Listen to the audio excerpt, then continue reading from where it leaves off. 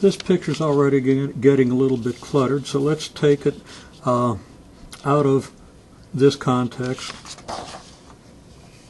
and simply redraw it with the rectangle slightly bigger, and we're not going to worry yet about the delta x.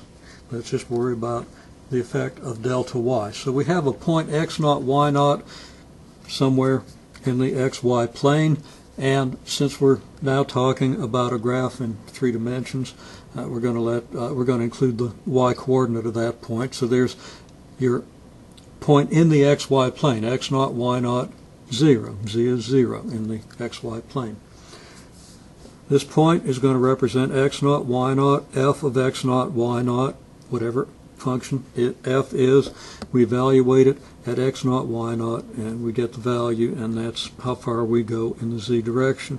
There's a point on our graph. Similarly, we assume a change in y of delta y, and this moves us to the point x naught, y naught plus delta y, 0 in the xy plane. Evaluating the function at that point, we get f of x naught, y naught plus delta y as the z coordinate, x naught, y naught plus delta y as the x and y coordinates. Presumably, in most cases, for most functions that we'll be considering, there will be some change in the value of f. I'm going to draw a horizontal line here, just to indicate that this line is at right angles to the z direction, to the k vector if you wish.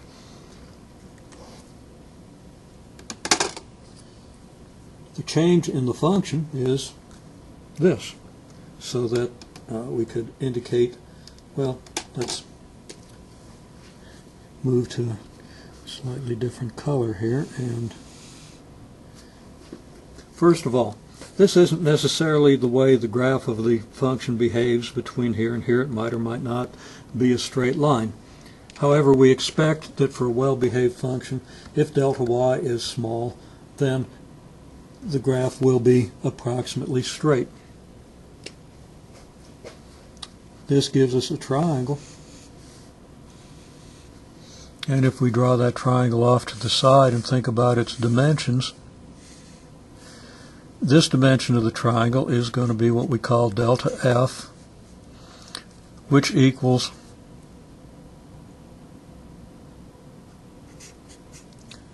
f of x naught, y naught, f of x naught,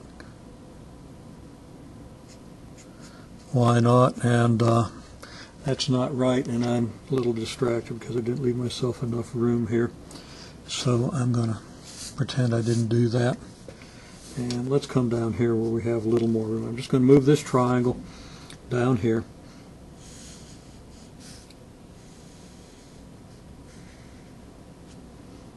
Okay, now the height of the line here is f of x naught, y naught plus delta y.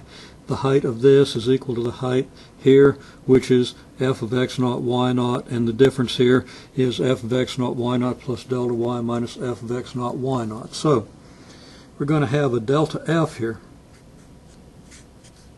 which is going to equal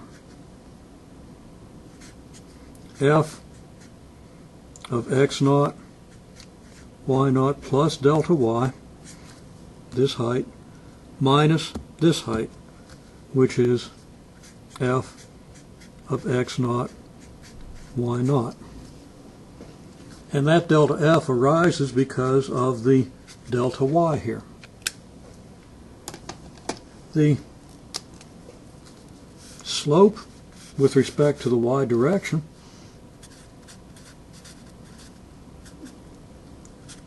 it's delta f over delta y equals f of x naught, y naught plus delta y minus f of x naught, y naught divided by delta y.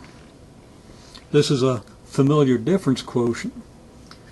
Represents the slope, and as we expect, this represents a kind of a derivative. So I'm going to say that as delta y approaches 0, we're going to consider that in a minute.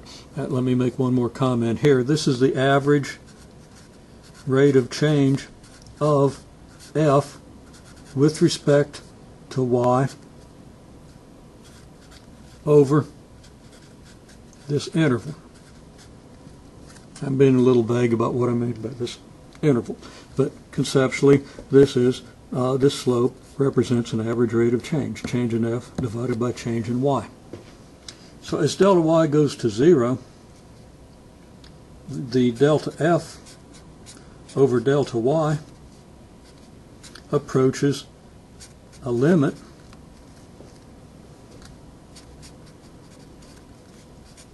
a limiting value. Now we're assuming that your f of xy function is one for which this does occur, that the delta f over delta y does approach a limiting value in the vicinity of the point x0, y0,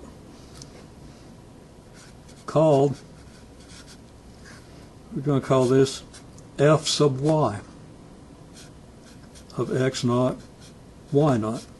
This is the instantaneous rate of change of the value of the function with respect to y at the point x0, y0. So this is the instantaneous rate of change of f with respect to y at the point x0, y0. And we're going to give this a name. We're going to call this the partial derivative of y of f with respect to y at this point.